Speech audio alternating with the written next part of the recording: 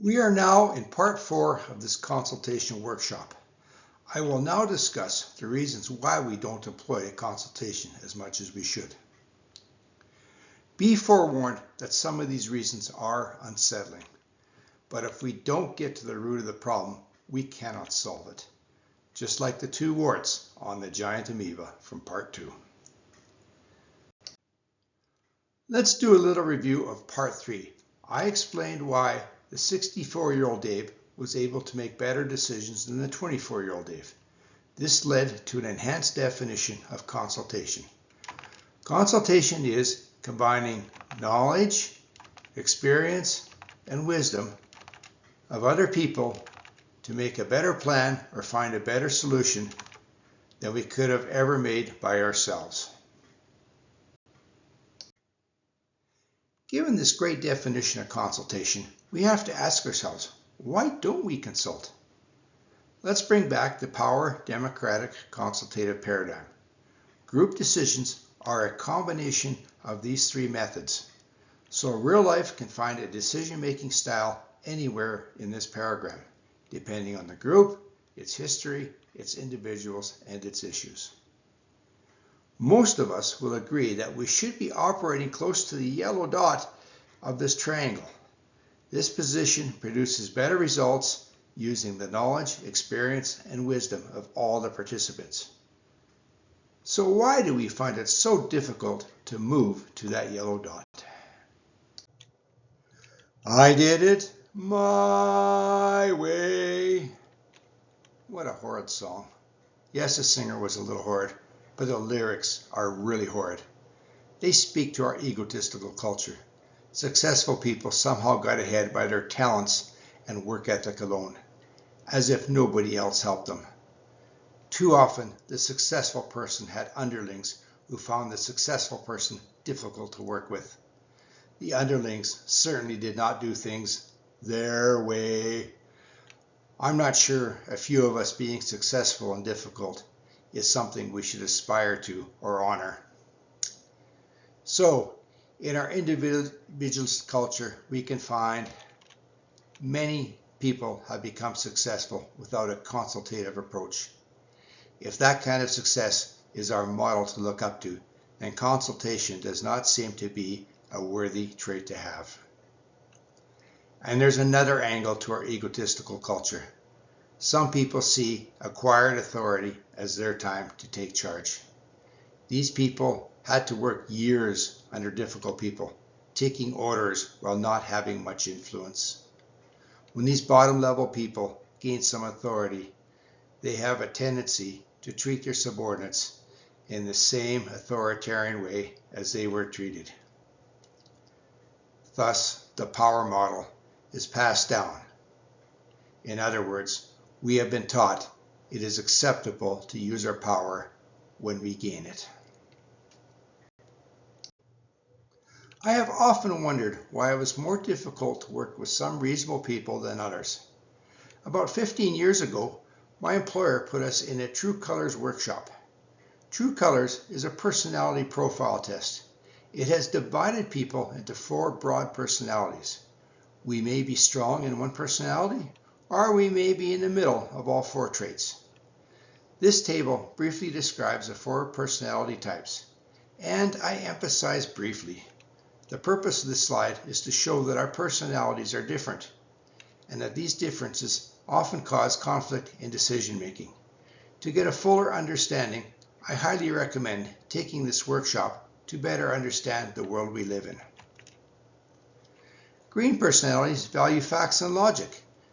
They put a lot of thinking before coming to their conclusion, but they are too often absorbed in their own thoughts to pay attention to the people around them. Blue personalities value harmony, keeping people happy. However, they are easily offended, especially when a little conflict happens. Orange personalities like a vibrant life. Sometimes their enthusiasm for fun and excitement frustrates other personalities. Gold personalities value organization and rules. They are the ones to build systems to help keep the organizations together. but when the systems are not used properly, goals can get annoyed.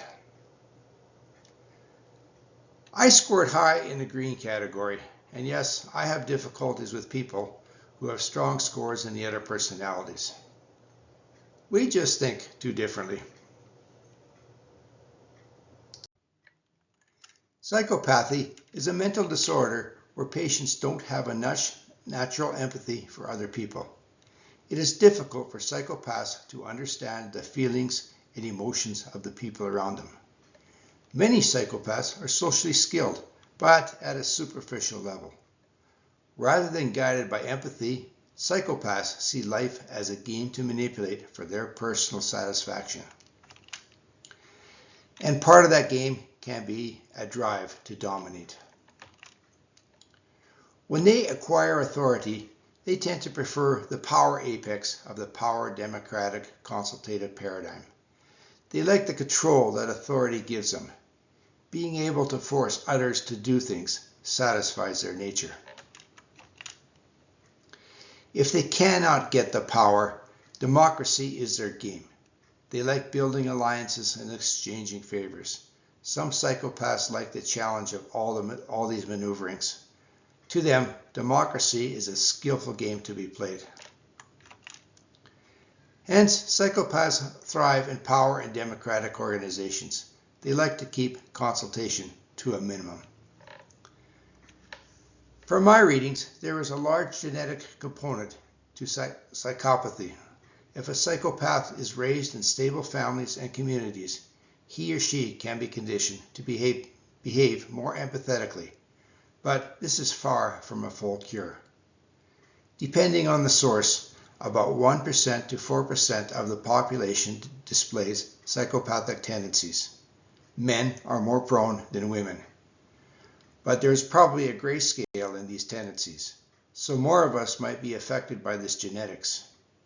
Sometimes I wonder if I have a few of these traits myself. While psychopathy is mostly genetic and limits our consultation, some of us have acquired similar tendencies. Many of us have faced physical, sexual, and emotional abuse in our lives, especially in our formative years. This trauma lights a small fire inside us. It is painful, and we pretend it is not there. To quench that fire, we turn to alcohol, drugs, gambling, and sex. When we get that hit of pleasure, it puts a little water on the fire. We feel better, but the fire always comes back. We seek more pleasure. Having that fire inside us limits our ability to consult. Having a full addiction is a bigger limitation. Sometimes quenching that fire is done by other kinds of addictions. Some of us are driven by what we own, what we are buying, and what we want to have. Some of us consume entertainment, like professional sports or concerts, to quench that fire. Some of us assume identities that really don't help us or the world around us. For example, one of my values in my younger days was being a beer drinker. I was so proud of that, but it didn't move me or the world forward. Some of us find value systems that help us self-medicate from the trauma inside us, especially when we can look down on others not in our group. This does not mean we should not have identities or value systems. We do need some outside influence to guide our inner workings. Rather, we should willfully choose the identities and value systems that can move us forward. What if everybody did X? What if nobody did X? What if our identity value system is kind of neutral in being better or worse? If so, maybe we should give that identity value system a lower priority in our lives. In essence, we choose what we think. We should not trust our autopilot to find our identities and value systems for us. Always question what you believe in.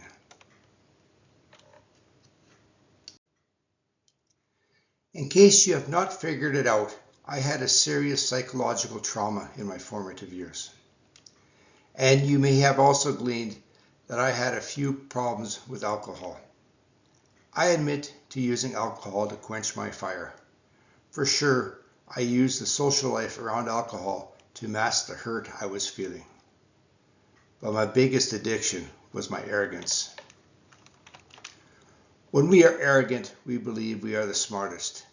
There is no need to seek the perspectives of other people. In this mind state, our ability to consult is limited. We seek positions of authority and control.